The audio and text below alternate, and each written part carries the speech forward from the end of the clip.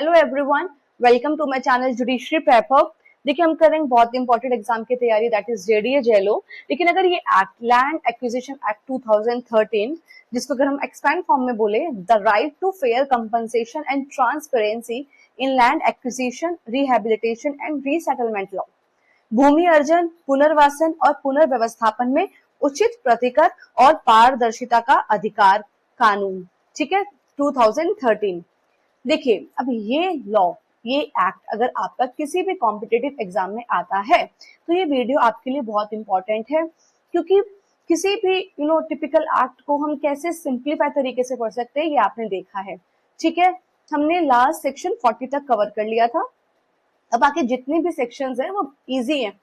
ठीक है, अब हम फटाफट से इसको कवर करते हैं। देखिए सेक्शन 41 किससे रिलेटेड है? Special provision for schedule caste and schedule tribes. ठीक है, अनुसूचित जातियां और अनुसूचित जनजातियों के लिए विशेष उपबंध। ठीक है, अब देखिए ये सेक्शन क्या कहता है। जितने भी स्टूडेंट इस वीडियो को देख रहे हैं उनसे रिक्वेस्ट है कि अपना बेयर एक्ट अपने साथ रखना आप लोग। ठीक है, बेयर एक्ट रखना जरूरी है, क्योंकि हम किस तरीके से तैयारी कर रहे हैं, हम जो भी कीवर्ड्स होते हैं सेक्शन के इंपॉर्टेंट उसको सामने लिख लेते हैं और बाकी फिर बाद में इंडेक्स में जाकर उसको वहां पर पेस्ट कर देते हैं, मतलब लिख देते हैं, ताकि जब हम रिवीजन करेंगे तो हमें प्रॉब्लम नहीं आएगी। ठीक है, तो देखिए शेड्यूल कास्ट और शेड्यूल ट्राइब की बात की गई है, तो इस सबसेक्शन में लिखा है as far as possible land in schedule area should not be acquired. ठीक है, ये सबसेक्शन 1 के क्या रहा है, जहां तक संभव हो शेड्यूल एरिया की भूमि का अधिग्रहण नहीं किया जाना चाहिए। ठीक है, अब देखिए तो ये तो सिंपल है, इसमें क्या लिखा है, शेड्यूल एरिया को मतलब जितना संभव हो तो आप शेड्यूल एरिया की तो भूमि को क्या है, एक्वायर करना ही मत। तो सबसेक्शन 1 किससे रिलेटेड हो गया, शेड्यूल एरिया से। ठीक है, शेड्यूल एरिया से। अब इसको आप अंडरलाइन करना और फिर उस सबसेक्शन के आगे लिख देना शेड्यूल एरिया। तो ये हमारा एमसीक्यू हो गया, जहां तक संभव हो भूमि अधिग्रहण कहाँ नहीं की जानी चाहिए, तो अनुसूचित क्षेत्र में नहीं की जानी चाहिए। अब आप मुझे एक बात बताओ, हमने डेफिनेशन क्लॉज पढ़ा है, डेफिनेशन क्लॉज में शेड्यूल एरिया की बात भी की गई है। आप ये बताओ तो शेड्यूल एरिया पहले तो डेफिनेशन क्लॉज में कहाँ डिफाइन है।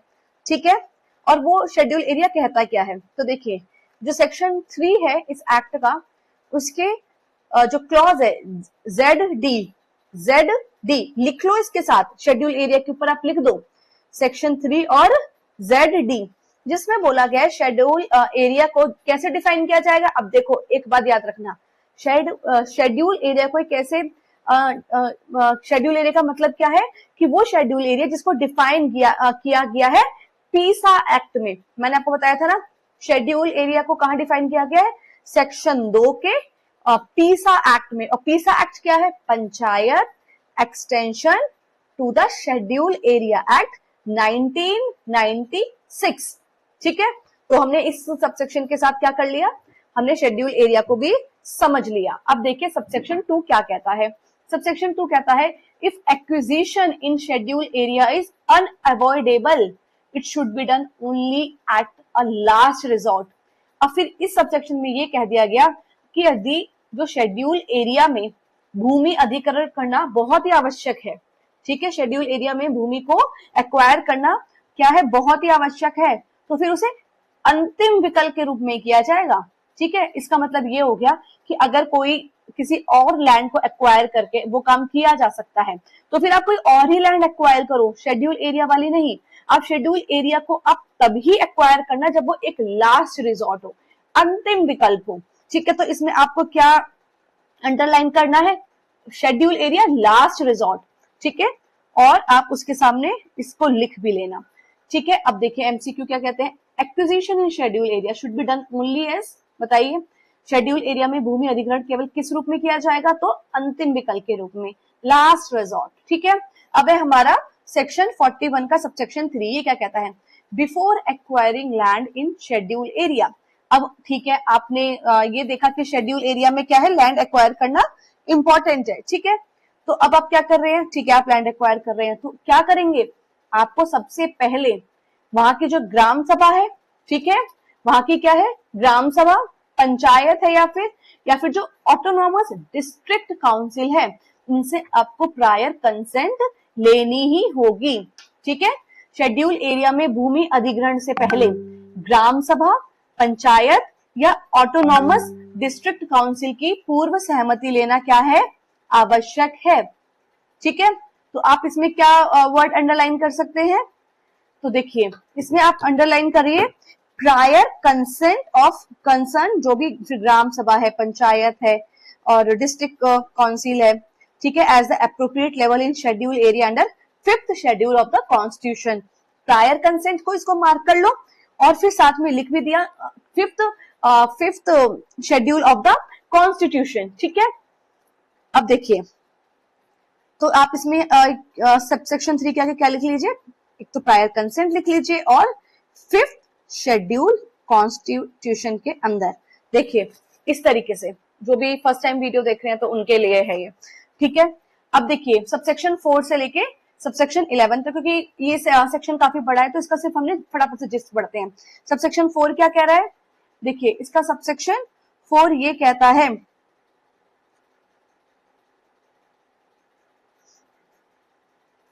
देखो एक बात मैं आपको बता दूं, जो हमने सबसेक्शन 3 पढ़ा था ना कि ग्राम सभा की कंसेंट लेना जरूरी है, फिर पंचायत लिखा था, फिर ऑटोनॉमस डिस्ट्रिक्ट काउंसिल, इसका जो प्रोविजो है, इसका जो परंतु है, उसमें ये लिखा है consent of panchayat or autonomous district council shall be obtain in cases where the gram sabha does not exist or constituted. इसका मतलब जब ग्राम सभा नहीं है जिस एरिया में, तब आप जाके पंचायत से कंसेंट लेंगे या फिर ऑटोनॉमस जो है डिस्ट्रिक्ट काउंसिल से, समझे। अगर ग्राम सभा एग्जिस्ट कर रही है तो फिर ग्राम सभा से ही आपको क्या लेनी है, प्रायर कंसेंट लेनी है, ठीक है। पूर्व सहमति किससे लेंगे आप, ग्राम सभा से ही लेंगे।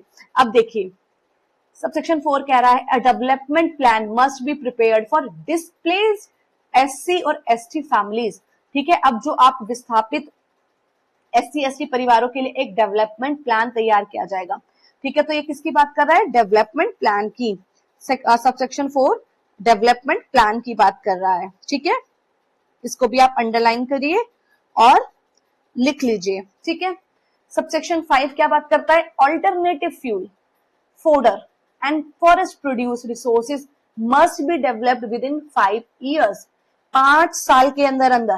देखो सबसेक्शन 5 में क्या बात की गई है, 5 साल की ही बात की गई है, ठीक है, 5 years की बात की गई है। और क्या बात की है कि 5 साल के अंदर अंदर आपको क्या करना है, वैकल्पिक ईंधन, ठीक है, चारा और वन संसाधनों का विकास करना होगा।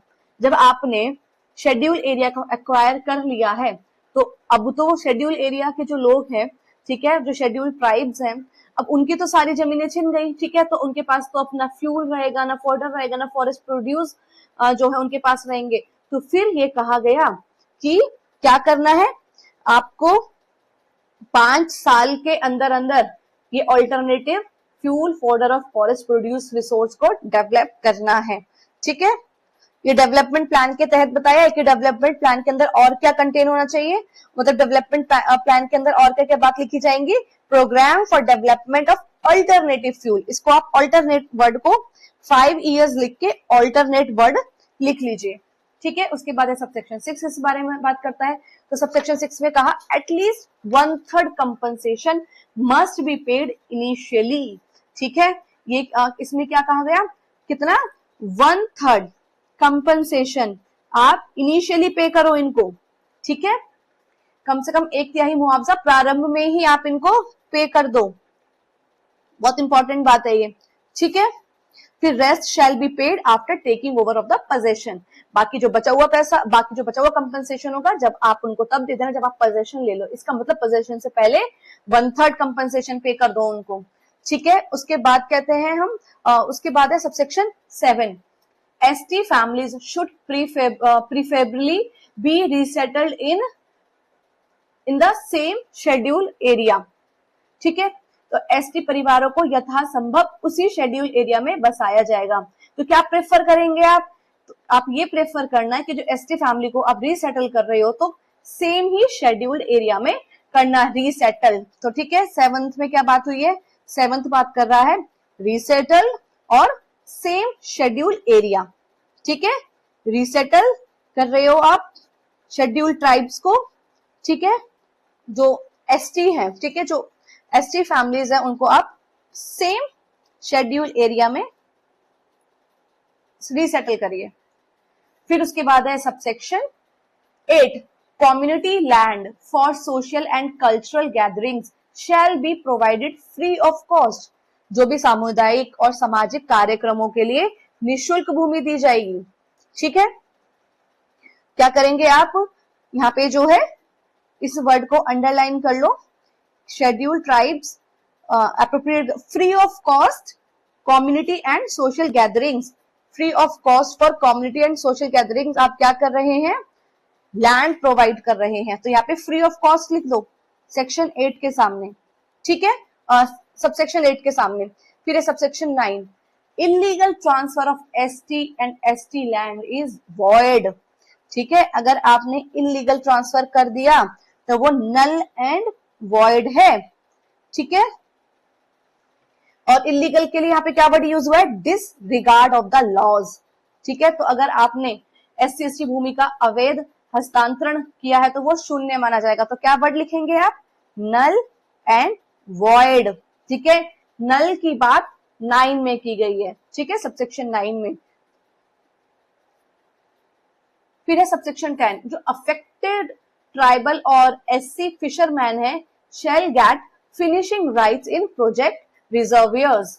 देखिए ये कह रहा है जो प्रभावित आदिवासी हैं और जो एससी मछुआरे हैं, बात देख लो यहाँ पे, क्योंकि ये सिर्फ ट्राइबल से रिलेटेड और जो शेड्यूल कास्ट से रिलेटेड है ये सबसेक्शन, तो उन्हीं के बारे में बात की जा रही है कि जो प्रभावित आदिवासी हैं और जो एससी मछुआरे हैं उनको जलाशयों में मछली पकड़ने का अधिकार दिया जाएगा।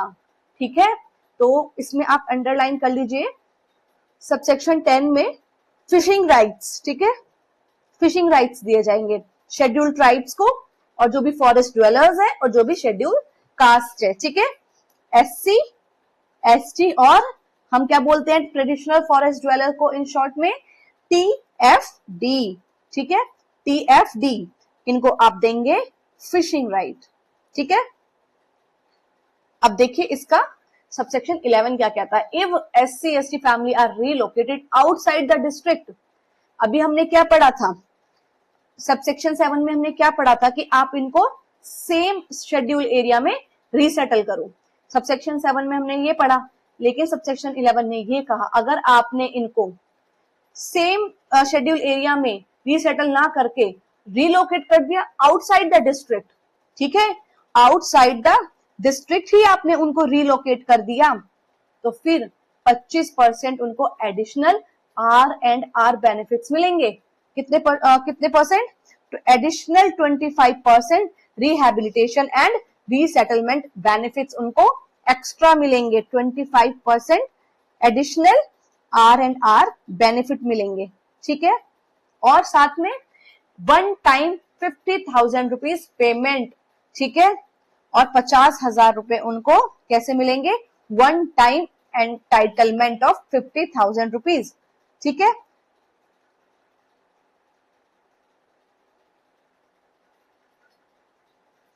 प्लस 50K इनको मिलेंगे। ठीक है, हमने ये सेक्शन बहुत अच्छे से पढ़ लिया। अब इसके एमसीक्यूज देखिए। मिनिमम कंपनसेशन इनिशियली आप कितना देंगे एससी एसटी फैमिली को, तो हमने पढ़ा था 1/3, और किसमें पढ़ा था, सबसेक्शन 6 में पढ़ा था। फिर एससी और एसटी फैमिलीज को जब रिलोकेट कर रहे हो आउटसाइड डिस्ट्रिक्ट, तो एडिशनल बेनिफिट रीसेटलमेंट और रिहैबिलिटेशन का पुनर्वास का पुनर्व्यवस्थापन का जो अतिरिक्त लाभ है वो कितना होगा, 25% होगा। और जिले के बाहर पुनर्वास होने पर एक मुश्त राशि कितनी मिलेगी, तो 1 टाइम मॉनेटरी एंटाइटलमेंट है इन फैमिलीज को कितना मिलेगा, 50,000 रुपए। ठीक है, फिर है section 42, reservation and other benefits to continue in resettlement area. ठीक है, रिजर्वेशन और अदर बेनिफिट की बात की गई है, आरक्षण और अन्य फायदों की बात की गई है। ये सबसेक्शन 1 कहता है all benefits available to ST and SC including reservation benefits will continue even after they are shifted to the resettlement area। ये बहुत इंपॉर्टेंट बात की गई है, यानी कि यदि कोई SC/ST परिवार को भूमि अधिग्रहण के कारण किसी दूसरी जगह आपने बसा दिया तो उसे पहले मिल रहे सभी लाभ और सभी जो आरक्षण की सुविधाएं हैं नई जगह पर भी मिलती रहेंगी। इसका मतलब देखो ये है, जो ST और SC होते हैं उनको एक्स्ट्रा प्रोटेक्शन मिलती है, ठीक है। तो अगर वो कहीं और भी रिलोकेट हो गए तो रहे तो वो ST और SC, तो उनके जो भी शिफ्ट करने जो आपने शिफ्ट कर दिया है रीसेटलमेंट एरिया में, तब भी जो भी बेनिफिट्स हैं उनके क्या होंगे, वो सारे बेनिफिट्स उनके कंटिन्यू होते रहेंगे। तो सबसेक्शन 1 में बात की गई है all benefits continue in resettlement area, ठीक है। तो बेनिफिट्स क्या है, कंटिन्यू होते रहेंगे। इतना ही आप इसके सामने लिख लीजिए। जैसे कि scheduled tribe family living in affected area gets reservation benefit in education and jobs after resettlement those benefits will continue. बिल्कुल सही बात है, यदि किसी ST परिवार को शिक्षा और नौकरी में आरक्षण का लाभ मिल रहा था तो पुनर्वास के बाद भी वह लाभ जारी रहेगा, ठीक है। अंडर सेक्शन 42 क्लॉज 1 विच बेनिफिट कंटिन्यू आफ्टर रीसेटलमेंट। बताइए, धारा 42 के क्लॉज सबसेक्शन 1 के अनुसार पुनर्वास के बाद कौन से लाभ जारी रहते हैं?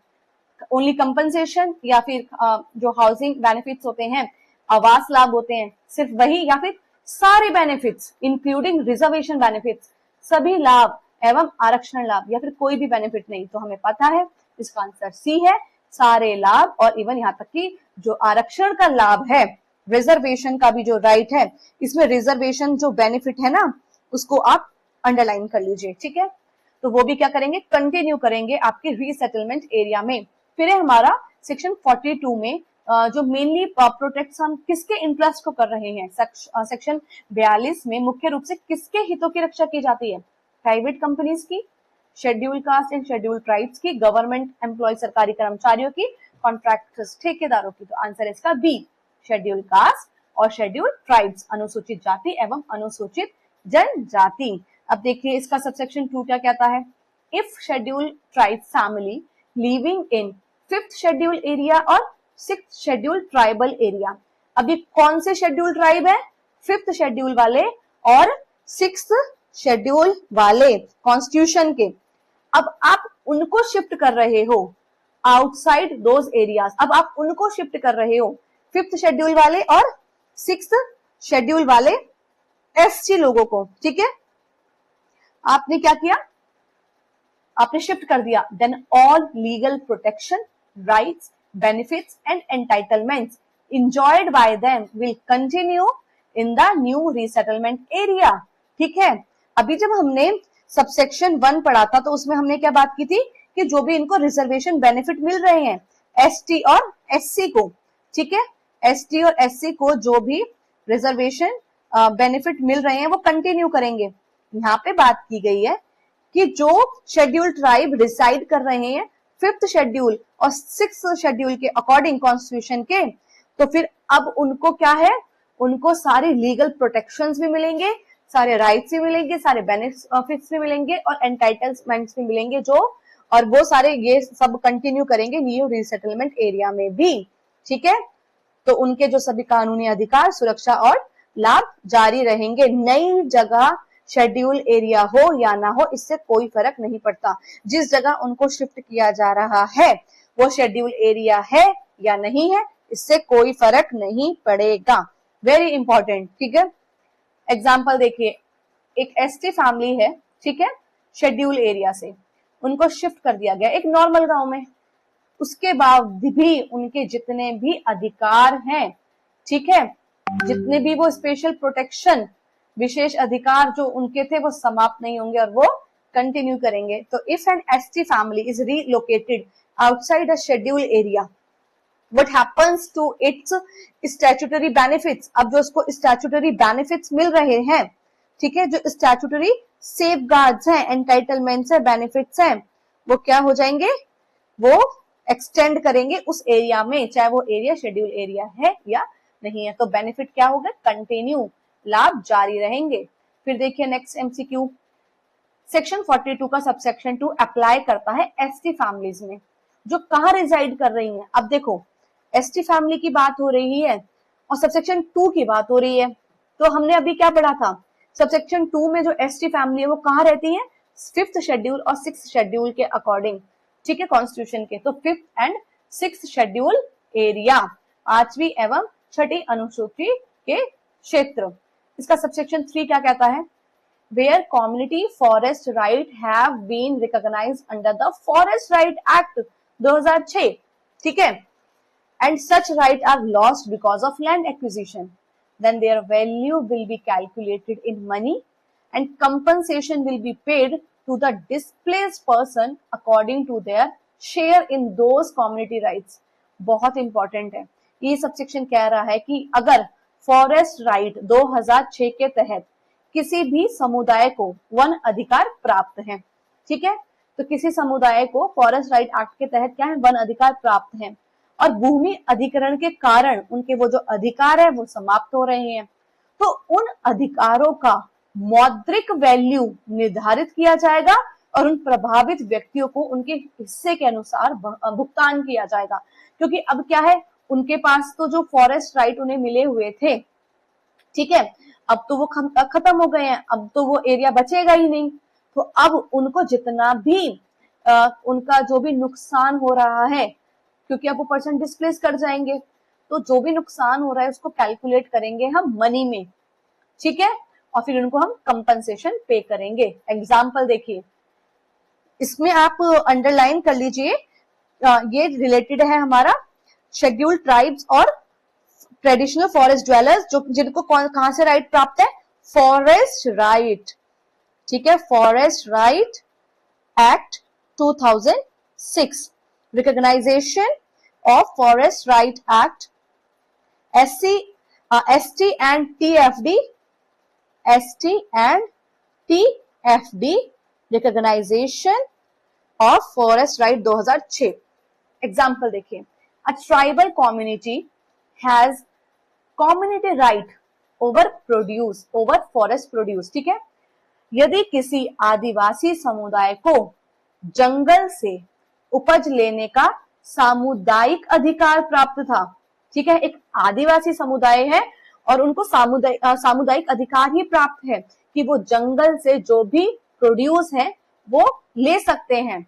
अब क्या हुआ, due to acquisition those rights and the value of those rights will be assessed and compensation will be distributed among eligible member. अब क्या होगा, अब जैसे ही भूमि अधिग्रहण की, अब उनके वो सारे तो अधिकार समाप्त हो गए, तो उसका मूल्य निर्धारित किया जाएगा और फिर प्रभावित जो व्यक्ति हैं उनको उसका भुगतान किया जाएगा, ठीक है।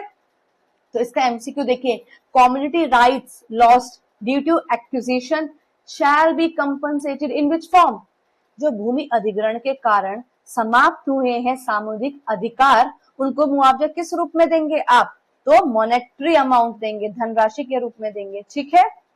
अब देखिए, compensation for community right is paid according to, जो सामुदायिक अधिकार होते हैं उसका मुआवजा किस आधार पर दिया जाएगा, तो उसका दिया जाएगा शेयर इन कम्युनिटी राइट्स, क्योंकि हमने यहाँ पे जो राइट्स पढ़े हैं वो सामुदायिक अधिकारों में हिस्सेदारी के अकॉर्डिंग ही पढ़े हैं, ठीक है, तो आपको ये याद रखना है।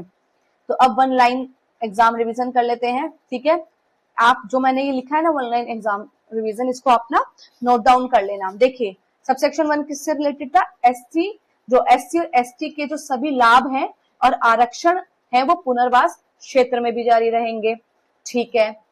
फिर सबसेक्शन 2 में कहा गया था शेड्यूल एरिया से बाहर पुनर्वास होने पर भी एसटी परिवारों के सभी कानूनी अधिकार और सुरक्षा जारी रहेंगे, ठीक है। और सबसेक्शन 3 ने ये कहा, भूमि अधिग्रहण के कारण जो समाप्त हुए हैं सामुदायिक वन अधिकार, उनका मूल्यांकन करके प्रभावित व्यक्तियों को धनराशि के रूप में मुआवजा दिया जाएगा, ठीक है। इतना सब अगर आपने समझ लिया तो एग्जाम में जब क्वेश्चन आएगा तो आप क्वेश्चन को अच्छे से समझ पाएंगे और आंसर अपना करेक्ट लगा पाएंगे। अब है हमारा सेक्शन 43, अब हमारा चैप्टर 6 स्टार्ट हो गया है, ठीक है, जो कि किससे रिलेटेड है, procedure and manner of rehabilitation and resettlement. अभी इस चैप्टर रिलेटेड है कि पुनर्वासन और पुनर्व्यवस्थापन की प्रक्रिया कैसे होगी। अभी तक तो हम बोल रहे थे कि इनको रिहैबिलिटेट करेंगे, रीसेटलमेंट करेंगे, ठीक है। अब ये एक सेक्शन ये चैप्टर बता रहा है कि कैसे होगा, उसका प्रोसीजर बता रहा है, उसका मैनर बता रहा है, ठीक है। तो देखिए सेक्शन 43 रिलेटेड है अपॉइंटमेंट ऑफ एडमिनिस्ट्रेटर, ठीक है। क्या है, प्रशासक की नियुक्ति होगी। अब आप एक बात बताइए, एडमिनिस्ट्रेटर को तो हम डेफिनेशन क्लॉज में पढ़कर आए थे, बिल्कुल पढ़कर आए थे सेक्शन 3 में। एडमिनिस्ट्रेटर कहां पे डिफाइन था, तो एडमिनिस्ट्रेटर सेक्शन 3 के ए क्लॉज में डिफाइन था। और उसने क्या कहा था कि एडमिनिस्ट्रेटर का मतलब वो ऑफिसर होगा जिसको सेक्शन 43 के सबसेक्शन 1 में अपॉइंट किया जा रहा है। और अब हम वही सेक्शन 43 को पढ़ने वाले हैं।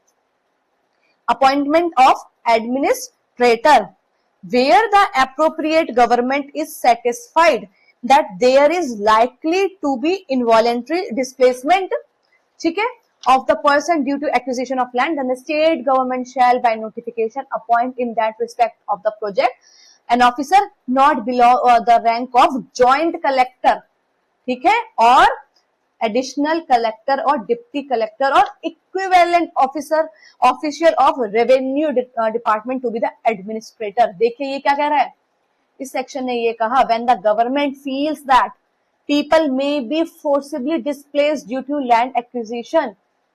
धारा 43 का सबसेक्शन 1 कहता है कि जब सरकार को ये लग रहा है कि भूमि अधिग्रहण के कारण लोगों का अनिवार्य विस्थापन होने की संभावना है, state government must appoint an administrator for rehabilitation and resettlement through a notification।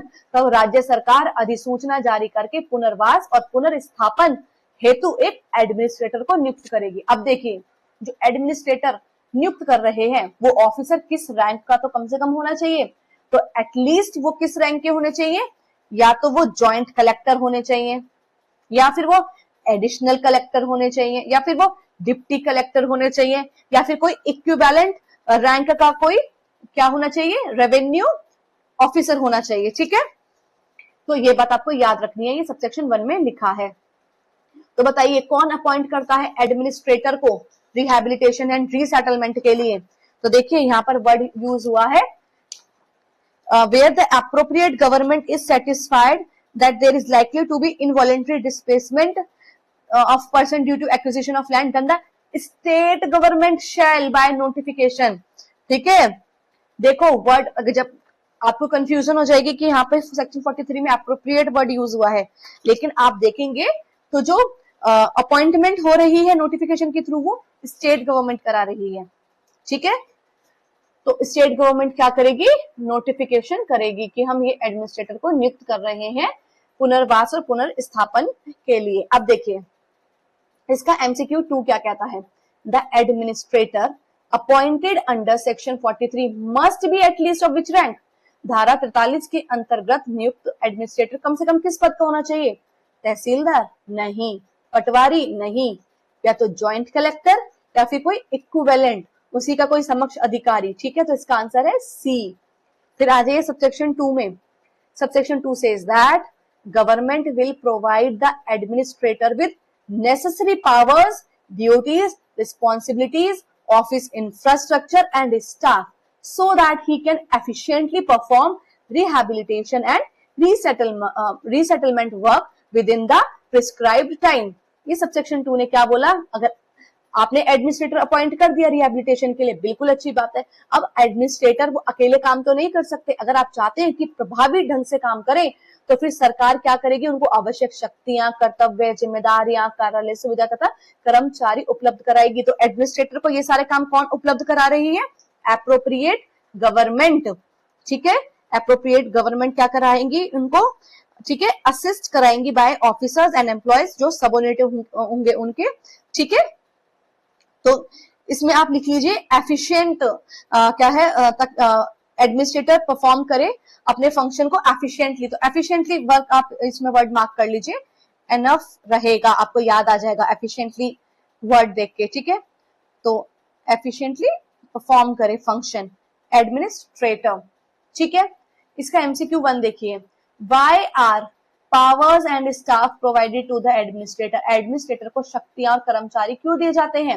वो ताकि वो टैक्स कलेक्ट करें? नहीं, वो एफिशिएंट फंक्शनिंग करें। बिल्कुल सही बात है, ताकि प्रभावी कार्य निष्पादन हेतु। क्रिमिनल इन्वेस्टिगेशन करते हैं क्या? नहीं। इलेक्शन का काम करते हैं? नहीं। क्या काम करते हैं? एफिशिएंट फंक्शनिंग हो पाए, इसलिए हम इनको अपॉइंट कर रहे हैं, इनको असिस्ट कर दें ताकि एडमिनिस्ट्रेटर को।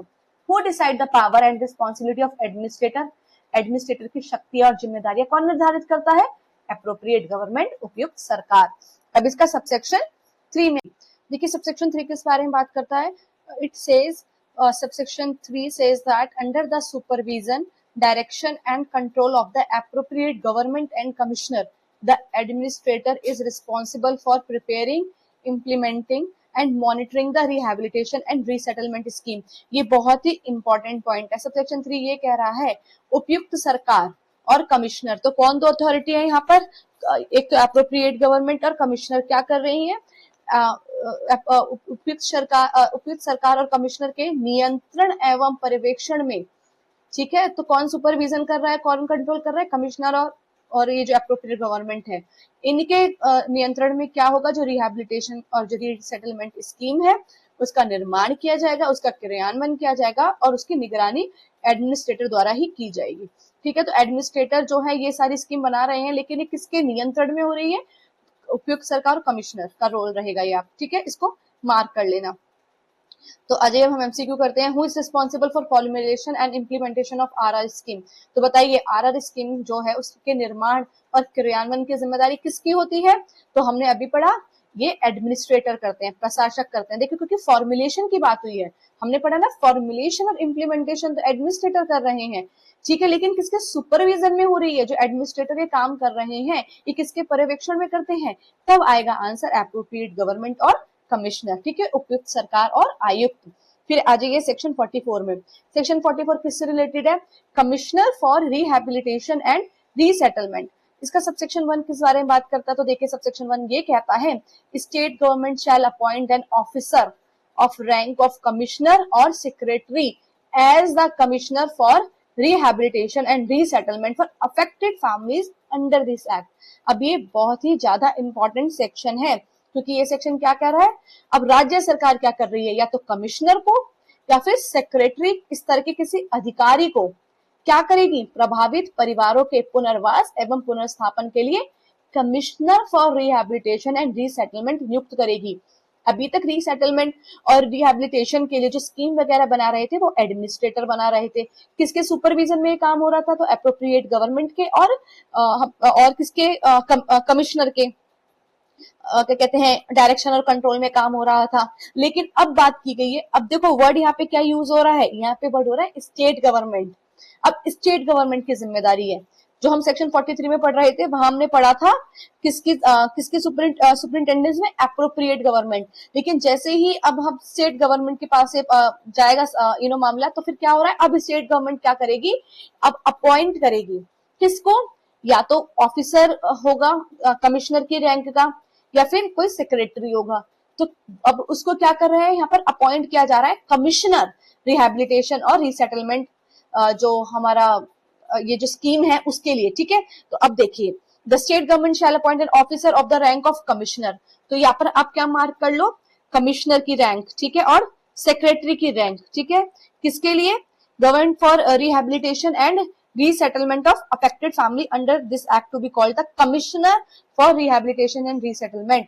तो अब हमें रिहैबिलिटेशन और रीसेटलमेंट के लिए किसको अपॉइंट किया जा रहा है? कमिश्नर को। और स्टेट गवर्नमेंट यहाँ पर अपॉइंट कर रही है कमिश्नर, ठीक है। ये आप कीवर्ड्स, ठीक है, लिखना। स्टेट गवर्नमेंट अपॉइंट कर रही है कमिश्नर, किसके लिए? RNR के लिए, ठीक है। फिर उसके बाद देखिए हु अपॉइंट्स द कमिश्नर। अब कौन अपॉइंट कर रहा है रिहैबिलिटेशन और रीसेटलमेंट के लिए? कमिश्नर की नियुक्ति कौन कर रहा है?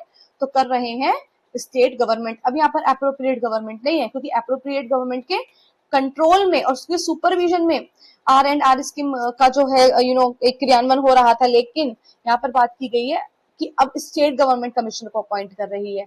Commissioner should be of which rank?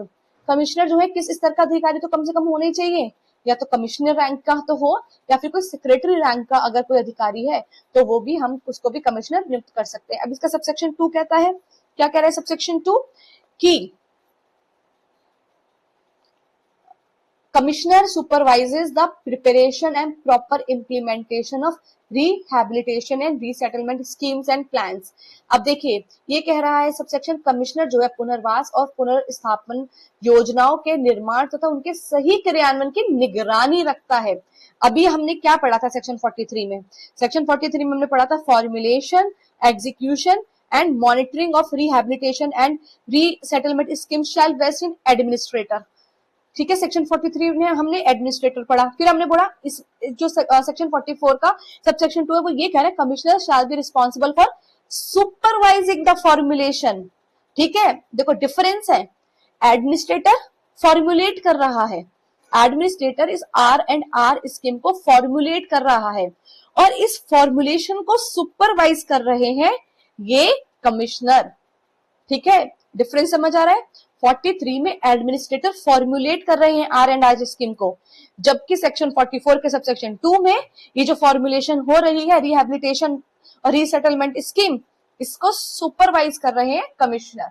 ठीक है, तो ये दोनों वर्ड आपको याद रखना है। और एक बात याद रखना, बाई चांस आगे ना भूल जाओ क्योंकि अभी तो पढ़ा रहे हैं तो अभी तो आपको याद रहेगा, जो सेक्शन 43 का सबसेक्शन 3 है उसके साथ आपको लिखना है लिंक विद 44 का 2। ठीक है, लिंक विद 44 का 2, ताकि आपको याद आ जाए कि वहां पर हमने क्या पढ़ा है।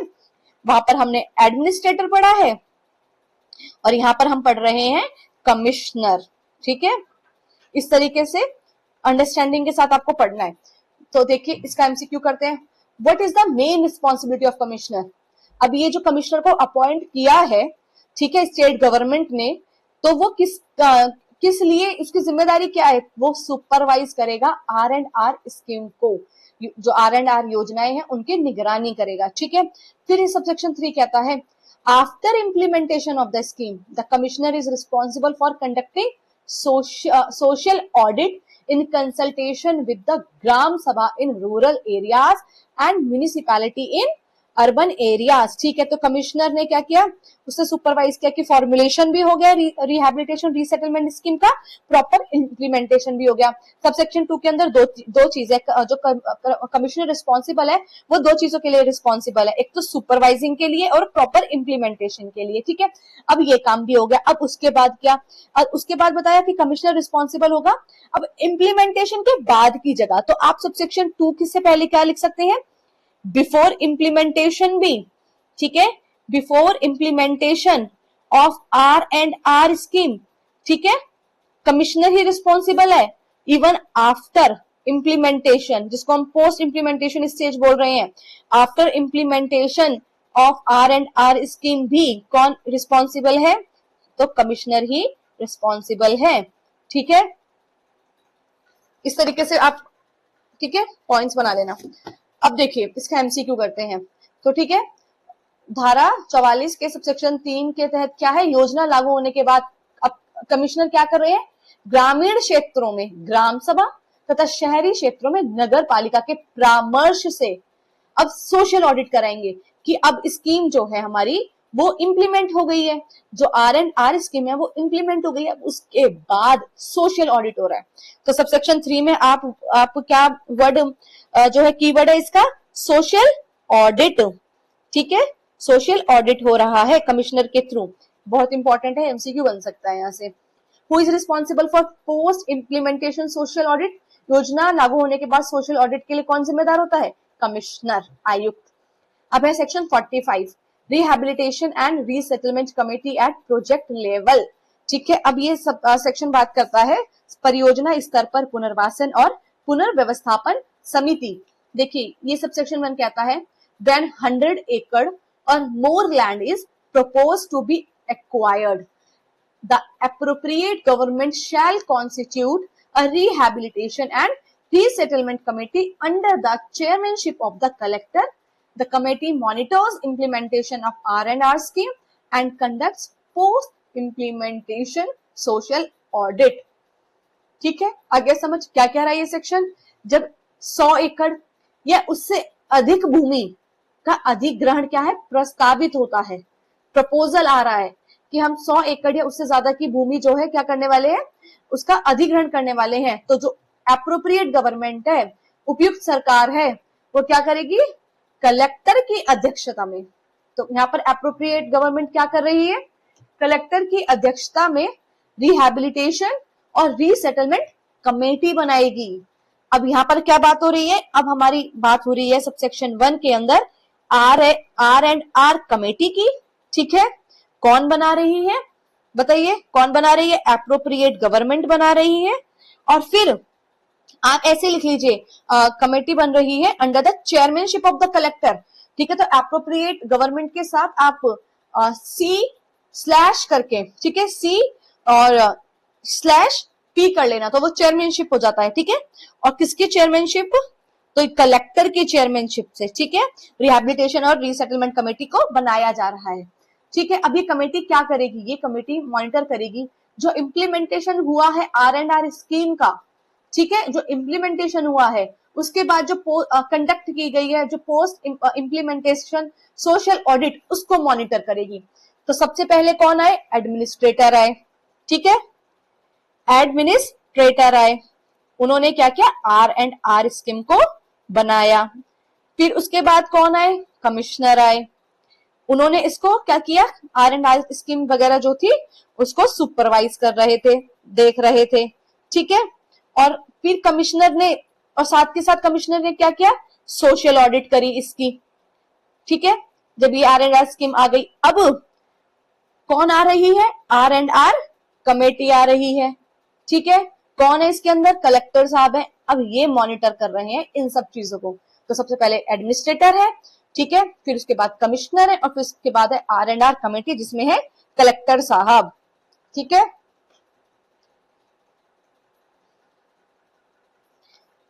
ठीक है, तो ये अब ये सब चीजें मॉनिटर करेगी कमेटी। तो when is the rehabilitation resettlement committee constituted, तो बताइए ये कौन से स्टेज पर आप इसको गठित कर सकते हैं, जब 100 एकड़ या उससे ज्यादा अगर आप भूमि का अधिग्रहण कर रहे हैं तभी R&R कमेटी को कॉन्स्टिट्यूट किया जाता है। 100 एकड़ से कम की जमीन अगर भूमि अधिग्रहण की जा रही है, लैंड एक्विजिशन 100 एकड़ से कम की जमीन का हो रहा है, देखो सबसेक्शन 1 में ना ये 100 एकड़ वाली बात आप इसको नोट डाउन कर लो। ठीक है, कि हम ये कब करते हैं R&R कमेटी को कॉन्स्टिट्यूट, जब 100 एकड़ से ज्यादा की जमीनें होती है। ठीक है, अब आ जाइए कौन चेयरमैनशिप करता है इस कमेटी की। आप ये वर्ड ना अंडरलाइन करना, जैसे मैं बता रही हूँ 100 हो गया, और चेयरमैनशिप है यहाँ पे कलेक्टर की। ठीक है, तो किसकी चेयरमैनशिप है, कलेक्टर की। आ जाइए सबसेक्शन 2 पे, देखिए सेक्शन 45 का सबसेक्शन 2 क्या कहता है, ये लिस्ट करता है। ठीक है, ये क्या करता है, लिस्ट करता है मेंबर ऑफ द कमेटी। अब समिति में कितने सदस्य होंगे, ये सबसेक्शन 2 में बात कर रहे हैं। सबसेक्शन 1 में हमने कमेटी बना दी। ठीक है, सबसेक्शन 1 में हमने क्या किया, R&R कमेटी बना दी। ठीक है, और सबसेक्शन 2 क्या बोल रहा है, R&R कमेटी के मेंबर्स। ठीक है, तो देखिए कौन होंगे इसमें, this include representative of women, इसके अंदर होंगी एक वुमेन। कौन सी वुमेन, उस अफेक्टेड एरिया की। ठीक है, फिर SC और ST, कहां के, अफेक्टेड एरिया के। ठीक है, वो लोग होंगे इसमें। फिर और कौन होंगे, NGOs। ठीक है, और कौन होंगे इसमें, रिप्रेजेंटेटिव होंगे किसके, वॉलंटरी ऑर्गेनाइजेशन जो है उसके रिप्रेजेंटेटिव होंगे। ये सारे रिप्रेजेंटेटिव की बात कर रही हूँ मैं। रिप्रेजेंटेटिव जो होगा, रिप्रेजेंटेशन होगा वुमेन का, रिप्रेजेंटेशन होगा SC कम्युनिटी का, रिप्रेजेंटेशन करोगे आप एनजीओ के किसी पर्सन का। और कौन सी ये NGO है, ये है वॉलंटरी ऑर्गेनाइजेशन। उसके बाद क्या है, नेशनलाइज्ड बैंक। फिर उसके बाद क्या है, लैंड एक्विजिशन ऑफिसर भी इस कमेटी में होगा। और ये लैंड एक्विजिशन ऑफिसर कौन सा है, जो प्रोजेक्ट का लैंड एक्विजिशन ऑफिसर है। ठीक है, उसके बाद पंचायत और जो म्युनिसिपैलिटीज होती हैं उनके चेयरपर्सन। ठीक है, उनके चेयरपर्सन होंगे या फिर उनके नॉमिनीज। ठीक है, पंचायत और म्युनिसिपैलिटीज के। या और फिर क्या है, और चेयरमैन किसके हो सकते हैं, डिस्ट्रिक्ट प्लानिंग कमेटी के हो सकते हैं चेयरपर्सन। उसके बाद और कौन से मेंबर होंगे, तो मेंबर ऑफ पार्लियामेंट, एक उसमें MP भी है, बहुत इंपॉर्टेंट है, और MLA होगा। ठीक है, उस एरिया का, जिस एरिया में आप जाके लैंड एक्वायर कर रहे हैं उस एरिया का एमएलए कौन है और एमपी कौन है उसको भी इस R&R कमेटी में रखा जाएगा। और रिप्रेजेंटेटिव होगा रिक्वायरिंग बॉडी का। रिक्वायरिंग बॉडी कहां पर है? सेक्शन 3 के जब में, जब मतलब जे और बी, ठीक है, ऐसे याद किया था ना हमने सेक्शन 3 का रिक्वायरिंग बॉडी जब, तो रिक्वायरिंग बॉडी हमारा कहाँ है? जब। यस, जेड और बी में मैंने क्रॉस चेक कर लिया है, ठीक है। साथ के साथ हमें सेक्शंस भी याद करने हैं, इसलिए एडमिनिस्ट्रेटर तो आपको पता है 3 के में, और इसमें होगा रिक्वायरिंग बॉडी में ये जो हमारे ये कमेटी है R&R कमेटी, इसके अंदर और कौन ऐड होंगे? तो इसके अंदर होंगे हमारे एडमिनिस्ट्रेटर, ठीक है। रिक्वायरिंग बॉडी के तो रिप्रेजेंटेटिव है, ये बात कर ली, और एडमिनिस्ट्रेटर होंगे एज मेंबर कन्वीनर, और यही हमारा MCQ बनेगा, ठीक है। एडमिनिस्ट्रेटर होंगे जो रिहैबिलिटेशन और रीसेटलमेंट के एडमिनिस्ट्रेटर हैं, वो कौन होंगे? इस कमेटी के मेंबर कन्वीनर। कौन होंगे? सदस्य संयोजक, ठीक है। रिक्वायरिंग बॉडी का मतलब पता ही है आप सबको, अपेक्षक निकाय, उसका एक प्रतिनिधि होगा, ठीक है। संसद सदस्य होगा और विधानसभा का सदस्य होगा, ठीक है। उसके बाद हमने क्या पढ़ा? जिला योजना समिति है, उनके अध्यक्ष या उनका कोई नाम निर्देशिती, ठीक है। पंचायत या नगर पालिका है, उसके अध्यक्ष। भूमि अर्जन अधिकारी हो सकता है। राष्ट्रीयकृत बैंक का एक प्रतिनिधि होगा, ठीक है, जिस कार्य में कर रहे हैं उसका जो स्वैच्छिक संगठन है उसका एक प्रतिनिधि होगा। अनुसूचित जाति अनुसूचित जनजाति उसके लोगों का कोई प्रतिनिधि होगा, और प्रभावित क्षेत्र में निवास करने वाली स्त्रियों में से कोई एक होगा, उसका प्रतिनिधि करना। देखिए मैंने हिंदी में भी आपको इसलिए बता दिया क्योंकि हिंदी भी आपके एग्जाम में पूछी जाएगी, तो पता तो होना चाहिए हिंदी में। जैसे कि अगर मैंने बोला एडमिनिस्ट्रेटर, ठीक है, तो एडमिनिस्ट्रेटर को हिंदी में क्या बोलते हैं? प्रशासक, प्रशासक, ठीक है, प्रशासक। अब देखिए हम इसका MCQ करते हैं। Who act as a member convener, ठीक है, समिति का जो मेंबर कन्वीनर होता है, सदस्य संयोजक होता है, ठीक है, वो कौन होता है? तो वो हमारे होते हैं administrator for rehabilitation and resettlement, पुनर्वास एवं स्थापन प्रशासक, ठीक है। Which bank representative is included in the committee? बताइए समिति जो समिति है उसमें किस बैंक का प्रतिनिधि शामिल होता है? किस बैंक की बात की गई है? ना तो प्राइवेट बैंक की बात की गई, निजी बैंक की बात नहीं की गई, कोऑपरेटिव बैंक की बात की गई है क्या? सरकारी बैंक की बात की गई है? नेशनलिस्ट बैंक, राष्ट्रीयकृत बैंक की बात की गई है। आंसर है इसका सी, ठीक है। एक बार सबसेक्शन 3 और देख लीजिए। Subsection 3 says that procedure and functioning of the Rehabilitation and Resettlement Committee shall be prescribed by the appropriate government, ठीक है। ये क्या कह रहा है? जो रिहैबिलिटेशन और रीसेटलमेंट कमेटी है उसकी कार्यप्रणाली और प्रक्रिया उपयुक्त सरकार जो है निर्धारित करेगी, ठीक है। तो क्या प्रोसीजर रहेगा? प्रोसीजर क्या रहेगा इस कमेटी का? R&R जो हमारी कमेटी है इसका प्रोसीजर तो भाई वो बताएंगी हमारी एप्रोप्रिएट गवर्नमेंट, ठीक है। तो who prescribes the procedure of the rehabilitation and resettlement committee? कौन प्रक्रिया निर्धारित कर रहा है? तो कर रही है एप्रोप्रिएट गवर्नमेंट, उपयुक्त सरकार, ठीक है। So that's all for today. अगर आपको ये एक्ट अच्छे से समझ आ रहा है, ठीक है, तो एक अच्छा सा कमेंट जरूर कीजिएगा। अगर आप मेरे चैनल पर पहली बार आए हैं तो मेरे चैनल को प्लीज सब्सक्राइब कीजिएगा। मेरा न्यू चैनल है, बहुत एफर्ट्स करके मैं इसको रन कर रही हूँ, आपके बिना सपोर्ट के कुछ भी नहीं हो सकता है, ठीक है। तो आप एज अ ओबीडियंट स्टूडेंट, ठीक है, एक अच्छे स्टूडेंट होने के नाते आप रिवॉर्ड में आप मुझे मेरा चैनल सब्सक्राइब कर सकते हैं, एक अच्छा कमेंट कर सकते हैं। और अगर आप इन नोट्स को जिससे मैं आपको पढ़ाती हूँ, जो लॉज में आपको कराती हूँ, आप वो परचेज भी कर सकते हैं, ठीक है, अगर आप अपना एग्जाम को 100% क्वालिफाई करना चाहते हैं। क्योंकि देखिए जब आपको मैं क्लासेस पढ़ा रही हूँ यहाँ पे, ऑलरेडी मैं बहुत अच्छे से पढ़ा रही हूँ, लेकिन जब आप उसको अपने नोट्स के साथ कंपेयर करके बैरक में पढ़ेंगे तो मैं कह रही हूँ 100% आपकी क्लैरिटी आएगी और आपका एग्जाम भी 100% निकलेगा। काफी स्टूडेंट हैं जिन्होंने ये नोट्स एक्चुअली डिमांड पर कि मैम हमें आपके नोट्स चाहिए, फिर मैंने सोचा जब मैंने अवेलेबल करा ही दिया है तो फिर मुझे सभी स्टूडेंट को अवेलेबल करा देना चाहिए जो भी प्रिपरेशन कर रहे हैं। साथ के साथ टेस्ट सीरीज मैंने खुद प्रिपेयर किए, बहुत ही स्टैंडर्ड लेवल के क्वेश्चंस बनाए हैं और मैंने हर सेक्शन से जितने क्वेश्चन बन सकते थे बनाए हैं, ठीक है। तो आप मेरी टेस्ट सीरीज को भी परचेज कर सकते हैं। इंग्लिश और हिंदी दोनों ही लैंग्वेज में मैंने क्वेश्चन फ्रेम किए हैं, जहां रिक्वायरमेंट रही है मैंने वहां पर एक्सप्लेनेशंस भी दिए हैं, ठीक है। और जैसे लिमिटेशन एक्ट हो गया, ट्रांसफर ऑफ प्रॉपर्टी एक्ट हो गया, उसकी भी रिक्वायरमेंट आई थी कि मैम उसकी भी टेस्ट सीरीज बना दीजिए, तो फिर मैंने उसकी test series example based questions बनाए हैं, ठीक है। So that's all for today, bye bye, take care.